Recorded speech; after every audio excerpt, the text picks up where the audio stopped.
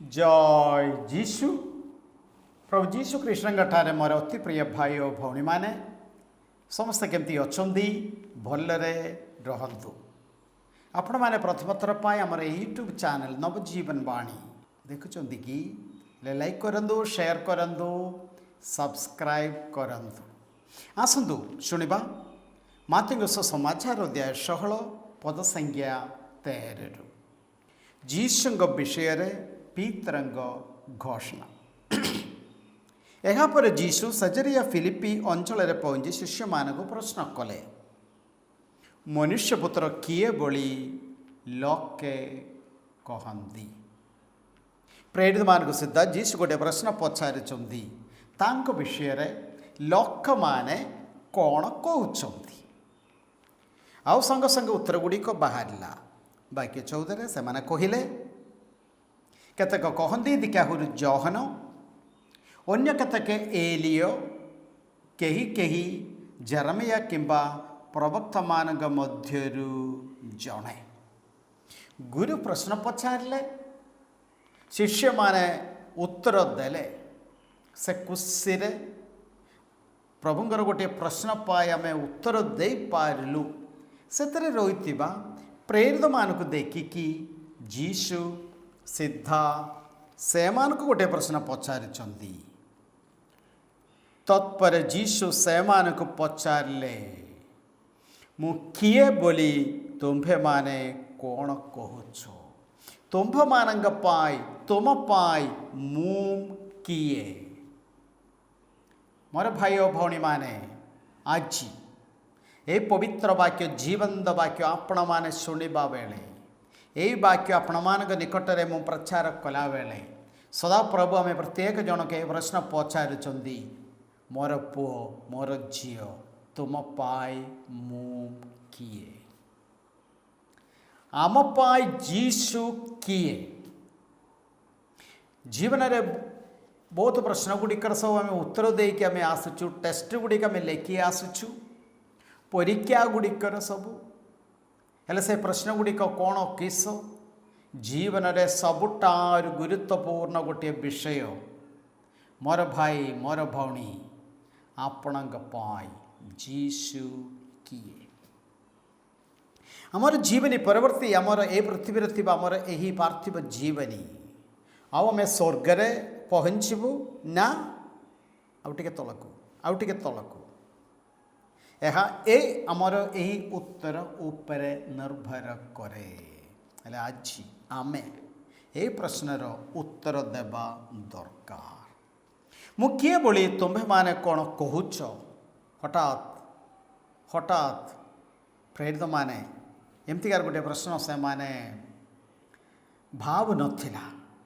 Simone पीतर उत्तर देले, yes सही प्रेरित मानकर लीडर उत्तर देले, आपण ख्रीष्ट जीवंत ईश्वरंग पुत्र।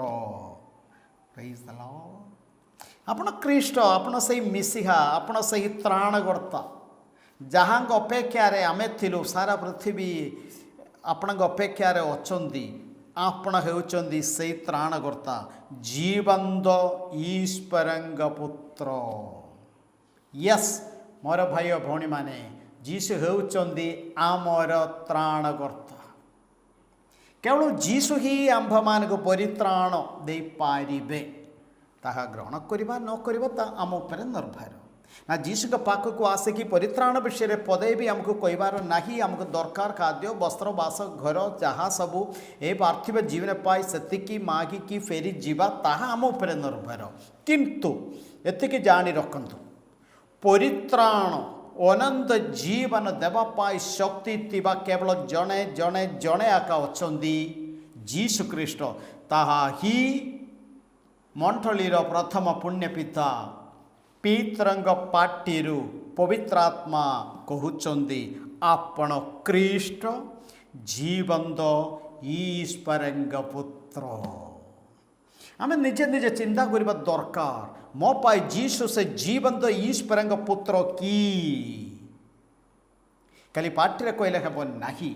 ଯଦି ଯୀଶୁଙ୍କୁ ଆମ ଜୀବନ୍ତ ଈଶ୍ୱରଙ୍କ ପୁତ୍ର ସେ ତ୍ରାଣକର୍ତ୍ତା ରୂପେ ଯଦି ଆମେ ମାନୁଛୁ ଗ୍ରହଣ କରୁଛୁ, ମୋର ପ୍ରଶ୍ନ 24 ଘଣ୍ଟା ପ୍ରତ୍ୟେକ ଦିନର 24 ଘଣ୍ଟା 24 hours how much time we take to reflect to sit at his feet, କେତେ ସମୟ ସେ ସଦାପ୍ରଭୁଙ୍କ ଚରଣ ତଳେ ବସିବା ପାଇଁ, ଯେଉଁଆଡ଼େ ପବିତ୍ର ବଳିରେ ସବୁ ଯୋଗ ଦେବା ପାଇଁ 2-3-4 କିଲୋମିଟର ଭିତରେ ଯେଉଁଆଡ଼େ ପବିତ୍ର ବଳି ଚାଲୁଛି ସେ ଯଜ୍ଞରେ ସବୁ ଯୋଗ ଦେବା ପାଇଁ ଆମର ସମୟ ହେଉଛ କି? ଯଦି ଜାଣି ଶୁଣି ସକାଳେ ସନ୍ଧ୍ୟାରେ ଟିକେ ସମୟ ପ୍ରାର୍ଥନାରେ ବସିବାକୁ ଆମକୁ ଟାଇମ୍ ନାହିଁ, ବାଇବଲ ବାକ୍ୟ ପଢ଼ିବାକୁ ଆମକୁ ସମୟ ନାହିଁ, ଜାଣି ରଖନ୍ତୁ କାର୍ଯ୍ୟରେ ଆମେ କହୁଛୁ ଆମେ ଯୀଶୁଙ୍କୁ ତ୍ରାଣକର୍ତ୍ତା ରୂପେ ନାଇଁ ପ୍ରଭୁ ଆଉ ଟିକେ ତଳକୁ, ମାନେ ଆମ୍ଭମାନଙ୍କୁ କିଛି ନା କିଛି ଖାଦ୍ୟ ବସ୍ତ୍ର ବାସଗୃହ ଇତ୍ୟାଦି ଦେବାକୁ ଶକ୍ତି ଥିବା ସର୍ବସାଧାରଣ ବା ଆଉ ଟିକେ ମହାନ ଜଣେ ବ୍ୟକ୍ତି ନା। ପିତର ମଣ୍ଡଳୀର ପ୍ରଥମ ପୁଣ୍ୟପିତା ଘୋଷଣା କରିଛନ୍ତି ଆପଣ ଖ୍ରୀଷ୍ଟ ଜୀବନ୍ତ ଈଶ୍ୱରଙ୍କ ପୁତ୍ର। ଯୀଶୁ କହିଲେ ହେ ଜୋନାଙ୍କ ପୁତ୍ର ସିମୋନ ତୁମେ ଧନ୍ୟ। କାହିଁକି? ସେ ଯୀଶୁଙ୍କ ବିଷୟରେ ଭଲରେ ଜାଣିଲେ। କାରଣ ମାଂସ ଆଉ ରକ୍ତ ତୁମ ନିକଟରେ ଏହା ପ୍ରକାଶ କରି ନାହିଁ, ବରଂ ମୋର ସ୍ୱର୍ଗସ୍ଥ ପିତା ଏହା ପ୍ରକାଶ କରୁଅଛନ୍ତି। ପ୍ରେଜ୍ ଦ ଲର୍ଡ, ପ୍ରେଜ୍ ଦ ଲର୍ଡ। ହେଲେ ଇଣ୍ଟରଭ୍ୟୁ ଟେଷ୍ଟ ହେଲା, ବର୍ତ୍ତମାନ ଆସୁଛି ଆପଏଣ୍ଟମେଣ୍ଟ। ଆପଏଣ୍ଟମେଣ୍ଟ ଶୁଣିବା। ମୁଁ ତୁମକୁ କହୁଛି ତୁମେ ପିତର ଏବଂ ଏହି ପଥର ଉପରେ ମୁଁ ମୋର ମଣ୍ଡଳୀ ଗଢ଼ିବି। ୟେସ୍, ପିତର ହେଇଥିବା ପଥରରେ ଗଠନ କରାଯାଉଥିବା ମଣ୍ଡଳୀ, ସତ୍ୟ ମଣ୍ଡଳୀ, କ୍ୟାଥୋଲିକ ମଣ୍ଡଳୀ, 2000 ବର୍ଷ ଇତିହାସ ଥିବା ଏକମାତ୍ର ସଂସ୍ଥା ଏହି ପୃଥିବୀରେ କ୍ୟାଥୋଲିକ ମଣ୍ଡଳୀ। ଯୀଶୁଙ୍କର ଏହି ପଦ ଗୁଡ଼ିକ ତୁମେ ହେଉଛ ପିତର ଏବଂ ଏହି ପଥର ଉପରେ ମୋର ମଣ୍ଡଳୀ ଗଢ଼ିବି ଏବଂ ପାତାଳର ଶକ୍ତି ତାହାକୁ ପରାଜିତ କରିପାରିବ ନାହିଁ। ଦେଖନ୍ତୁ ମୋର ଭାଇ ଓ ଭଉଣୀମାନେ, ଟେଷ୍ଟ ପରେ, ଇଣ୍ଟରଭ୍ୟୁ ପରେ, ପରୀକ୍ଷା ପରେ ପିତରଙ୍କୁ ଯୀଶୁ ଗୋଟିଏ ନିଯୁକ୍ତି ଆପଏଣ୍ଟମେଣ୍ଟ ଦେଉଛନ୍ତି ମଣ୍ଡଳୀର ପ୍ରଥମ ପୁଣ୍ୟପିତା ହିସାବରେ। ୟେସ୍, ଦେଖନ୍ତୁ ମୋର ଭାଇ ଓ ଭଉଣୀମାନେ, ଆମ ଜୀବନରେ ମଧ୍ୟ ସଦାପ୍ରଭୁ ଆମ୍ଭମାନଙ୍କୁ ଟେଷ୍ଟ କରିବେ, ପରୀକ୍ଷା କରିବେ। ଯେମିତି ଆମ୍ଭମାନଙ୍କୁ ନୂଆ ନୂଆ ନିଯୁକ୍ତି ଦେବା ପାଇଁ। କେଉଁ ପ୍ରକାରର ନିଯୁକ୍ତି? ଏଫେସିୟ 2:10। କାରଣ ଆମେ ତାଙ୍କ ଦ୍ୱାରା ନିର୍ମିତ, ଈଶ୍ୱର ଆମ ପାଇଁ ଯେଉଁ ସତ୍କର୍ମ ଆଗରୁ ନିରୂପଣ କରିଛନ୍ତି ତାହା ସମ୍ପନ୍ନ କରିବା ନିମନ୍ତେ ଆମେ ଖ୍ରୀଷ୍ଟ ଯୀଶୁଙ୍କଠାରେ ଶ୍ରେଷ୍ଠ। ଏହି ପୃଥିବୀରେ ସଦାପ୍ରଭୁ ଆମେ ପ୍ରତ୍ୟେକ ଜଣକୁ ସୃଷ୍ଟି କଲାବେଳେ ଆମେ ପ୍ରତ୍ୟେକ ଜଣକୁ ସ୍ୱର୍ଗ ରାଜ୍ୟର ବିସ୍ତାର ପାଇଁ ଗୋଟିଏ ଭୂମିକା, ଗୋଟିଏ ଯୋଜନା, ପ୍ଲାନ୍ ତାଙ୍କ ମନରେ ଅଛି। ଆମ ଜୀବନର ବିଜୟ ମାନେ ପ୍ରଭୁଙ୍କ ଚରଣ ତଳେ ବସି କୁହ ପ୍ରଭୁ, କୁହ ପ୍ରଭୁ, ତୁମରି ଦାସ ତୁମରି ଦାସୀ ଶୁଣୁଅଛି ବୋଲି କହିକି ନିଜ ପାଇଁ କରିଥିବା ସେହି ଯୋଜନା ବୁଝିବା, ତାହା କାର୍ଯ୍ୟକାରୀ କରିବା। ତାହା ଜଣେ ଫାଦରଙ୍କ ପାଇଁ ହେଉ, ସେବା ଭକ୍ତି ପାଇଁ ହେଉ, ସର୍ବସାଧାରଣ ଜଣେ ବିଶ୍ୱାସୀଙ୍କ ପାଇଁ ହେଉ, ଆମ ସମସ୍ତଙ୍କ ପାଇଁ।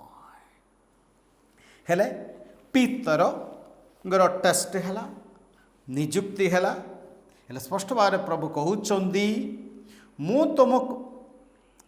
ତୁମ ଉପରେ ଏହି ମଣ୍ଡଳୀ ମୁଁ ଗଢ଼ିବି, ପାତାଳର ଶକ୍ତି ତାହାକୁ ପରାଜିତ କରିପାରିବ ନାହିଁ। ମଣ୍ଡଳୀର 2000 ବର୍ଷର ଇତିହାସରେ ଆମ୍ଭମାନଙ୍କୁ ଦେଖିବାକୁ ପାଇବ ବିଭିନ୍ନ ପ୍ରକାରର ନିର୍ଯାତନା ଗୁଡ଼ିକ। ମାନେ କୌଣସି ମତେ ଧର୍ମ ମଣ୍ଡଳୀକୁ ବିନାଶ କରିବା ପାଇଁ ଚେଷ୍ଟା କରିଥିବା ରାଜାମାନେ, ସରକାର ଗୁଡ଼ିକ, ଚକ୍ରବର୍ତ୍ତୀମାନେ, ସେମାନେ ସମସ୍ତେ କୁଆଡ଼େ ଗଲେ, କିନ୍ତୁ ମଣ୍ଡଳୀ ଆଜି ମଧ୍ୟ ଠିଆ ହେଉଛି। ତେଣୁକରି ମୋର ଭାଇ ଓ ଭଉଣୀମାନେ, ଆଜି ସଦାପ୍ରଭୁ ଆମେ ପ୍ରତ୍ୟେକ ଜଣଙ୍କୁ ପଚାରୁଛନ୍ତି, ମୋର ଅତି ପ୍ରିୟ, ମୋର ପୁଅ, ମୋର ଝିଅ, ତୁମ ପାଇଁ ମୁଁ କିଏ? ପିତରଙ୍କ ସହିତ ଆମେ ପ୍ରକାଶ କରିବା, ପ୍ରଭୁ ଆପଣ ଖ୍ରୀଷ୍ଟ ଜୀବନ୍ତ ଈଶ୍ୱରଙ୍କ ପୁତ୍ର।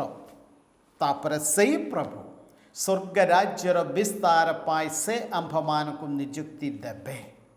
ସ୍ୱର୍ଗ ରାଜ୍ୟର ବିସ୍ତାର ପାଇଁ ପ୍ରାର୍ଥନା କରିବା ପାଇଁ, ଯୀଶୁଙ୍କ ପାଇଁ ସାକ୍ଷ୍ୟ ଦେବା ପାଇଁ, ବାକ୍ୟ ଧରିକି ଅନ୍ୟମାନଙ୍କ ପାଖକୁ ଯିବା ପାଇଁ, ଆଉ କିଏ ଆମକୁ ଶକ୍ତି ଦେବେ?